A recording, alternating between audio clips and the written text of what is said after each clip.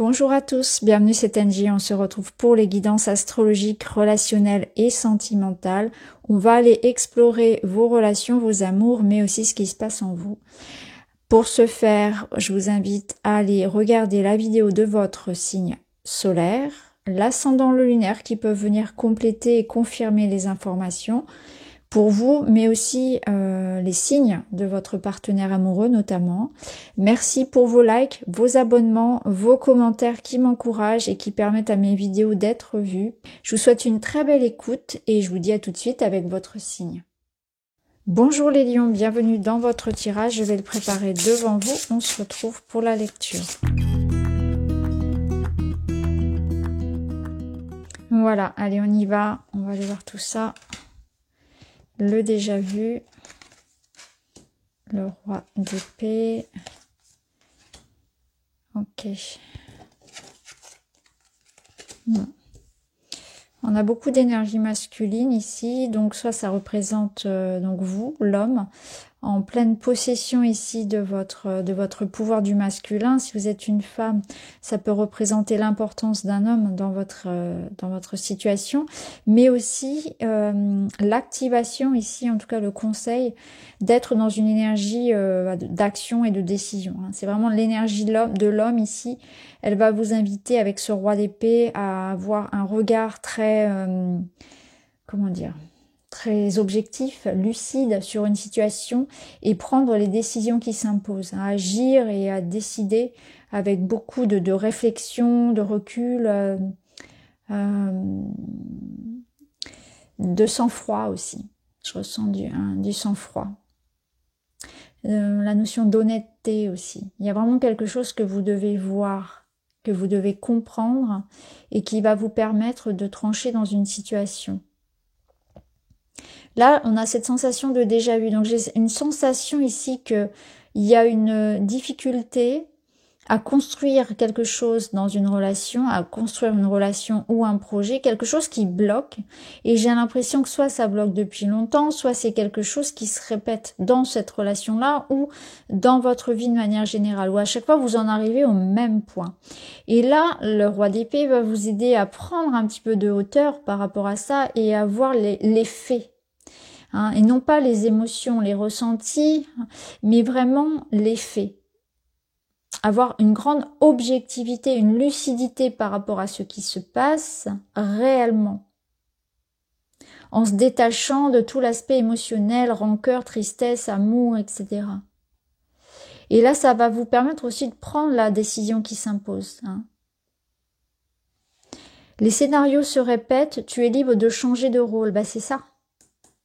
Votre roi d'épée ici va vous permettre de décider, de couper avec peut-être une énergie tierce pour certains, mais ça c'est vraiment très spécifique. Pour d'autres, c'est quelque chose qui empêche la construction d'un couple, qui empêche une construction personnelle, qui empêche une évolution de manière générale. Alors ça peut être quelque chose en vous, parce qu'ici on a une sensation de carapace, d'isolement, d'enfermement, de refus de s'investir. Alors est-ce que c'est vous, est-ce que c'est l'autre? À voir. Il y a un état ici d'être solitaire, un état de solitude, une patience, quelque chose qui nécessite du temps. Alors peut-être que effectivement vous êtes face à une personne qui a des difficultés à s'ouvrir, qui a des difficultés à s'investir. Il y a une certaine forme de froideur ici, de manque de communication ou de manque d'investissement. Et c'est quelque chose que vous souhaiteriez élucider, libérer. Mais ça peut être soit en lien avec cette personne face à vous dans une relation, soit c'est quelque chose où vous en avez assez de vivre des relations dans lesquelles il y a un manque d'investissement réciproque, voyez. Moi, je suis prête à m'investir, à construire, mais cette personne ne l'est pas. Soit parce que cette personne, elle n'est pas complètement libre, soit parce que cette personne, elle est investie, par exemple, elle peut être très très prise par autre chose. En tout cas, il y a des obstacles, peu importe les raisons finalement. Ça peut être quelque chose de très interne, c'est pas forcément quelque chose de très concret, mais ce qui revient, c'est cette notion de blocage dans l'évolution de la construction, parce que il y a une énergie tierce. Et c'est cette tierce qui vient quelque part faire obstacle et qui vient répéter ce cycle. À chaque fois, il y a quelque chose en plus qui va pas. Et ça va être important de regarder avec beaucoup de lucidité et d'objectivité quel est ce petit truc en plus qui vient quelque part bloquer l'évolution du lien et de la relation, qui empêche l'engagement, qui empêche la construction, le bonheur.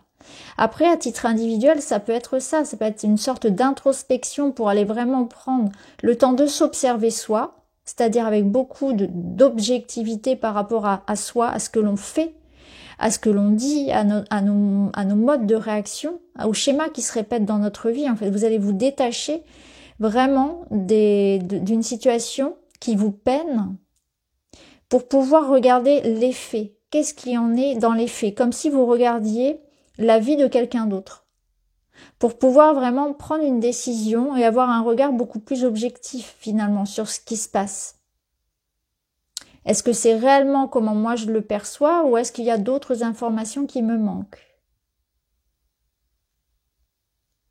C'est très intéressant. Alors on va voir là ce qu'on nous dit, les anneaux, l'engagement, l'ego. Oui, voilà, on le retrouve ici.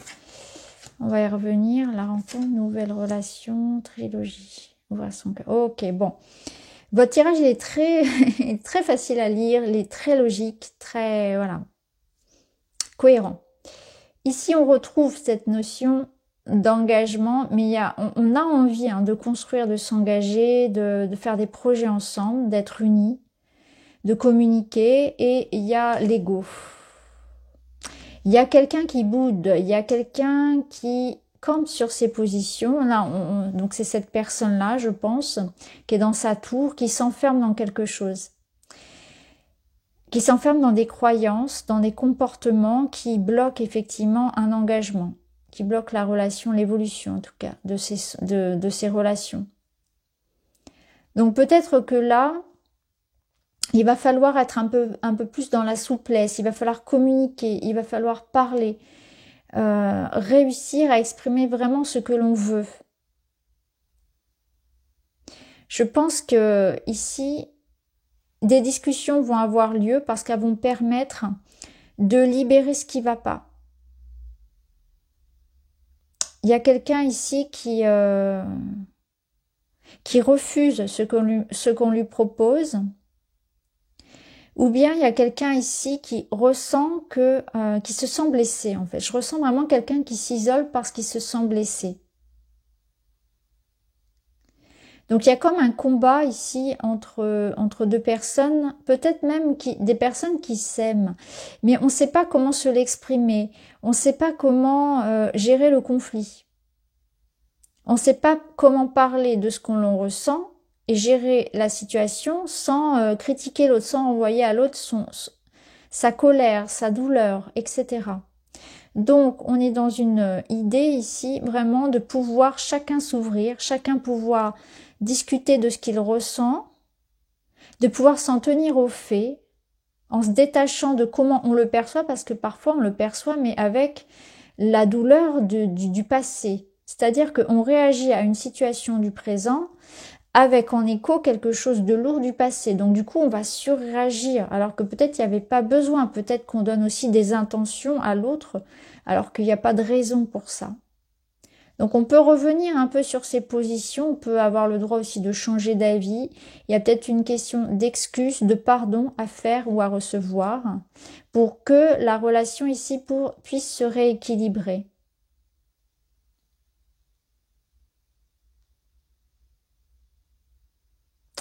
Ça peut être aussi l'idée que pour certains, il y en a un des deux qui s'enferme dans sa tour, qui refuse de s'engager, qui refuse une discussion, qui ne se sent pas prêt pour une nouvelle relation, qui ne se sent pas prêt à s'investir parce que cette personne, elle a souffert dans son passé. Donc elle vit encore dans cette blessure du passé. Elle a peut-être peur de revivre quelque chose qu'elle a déjà vécu et dans lequel elle s'est sentie trahie, elle s'est sentie coincée. Et il y a de la colère qui a été non exprimée, peut-être de l'injustice qui a été contenue. Et tant que cette personne n'aura pas travaillé sur ça, sur la libération de ces émotions-là, en lien avec ce qu'elle a vécu, elle va avoir de la difficulté finalement à exprimer ses sentiments. Enfin, il y a quelqu'un qui est vraiment qui garde beaucoup pour lui ou pour elle et qui a notamment une grande suspicion par rapport à l'amour. Peut-être qu'il n'y croit plus. Oui, c'est peut-être ça. Il y a peut-être quelqu'un qui n'y croit plus ou quelqu'un qui a des blessures qui font que c'est condensé, c'est contenu et du coup ça empêche, ça fait comme un petit hérisson. Vous voyez l'image d'un petit hérisson là, l'image du roi d'épée. Cette personne-là, bah, dès qu'on l'approche, ça pique. Même si on l'approche tout doucement, gentiment, parce que elle est comme sur la défensive en fait. Elle est prête à se défendre. Elle a souffert. Et je pense que cette personne-là, que ce soit vous ou l'autre, elle a vraiment besoin qu'on lui montre que la confiance, ça peut exister, que l'amour, ça peut être beau, ça peut être partagé, ça peut être doux, et que les rapports de égal à égal, des relations saines, ça existe. Que l'amour, ça peut être beau. Ça peut être détaché de toute attente, ça peut être détaché de toute demande, de toute restriction. C'est pas un enfermement, que l'amour n'est pas un enfermement ou une source de souffrance. Ça peut être aussi très léger, très détaché. Ça peut être très nourrissant. Donc vous voyez comment ça résonne, mais c'est ce que je ressens ici pour vous. Voilà, beaucoup de messages quand même. Hein. Alors, on va aller voir des conseils.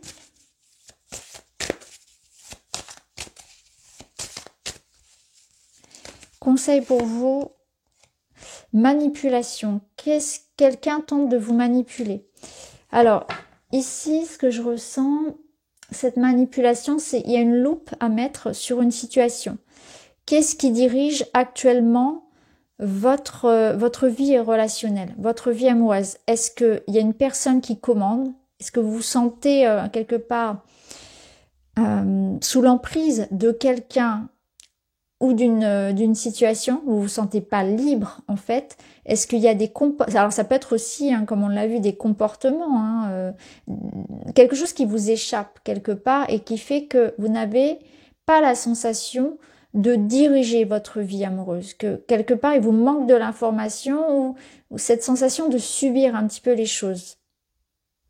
Donc là, c'est comme si on vous demandait de reprendre votre pouvoir, de dire stop à ces cycles qui se répètent et vous pouvez le faire à partir du moment où vous prenez ce détachement pour pouvoir voir d'où ça vient, quelle est l'origine de ça, pourquoi est-ce qu'à chaque fois ça repart sur la même histoire. Pourquoi est-ce qu'à chaque fois, je me retrouve dans les mêmes situations? Pourquoi est-ce qu'à chaque fois, je réagis de la même manière?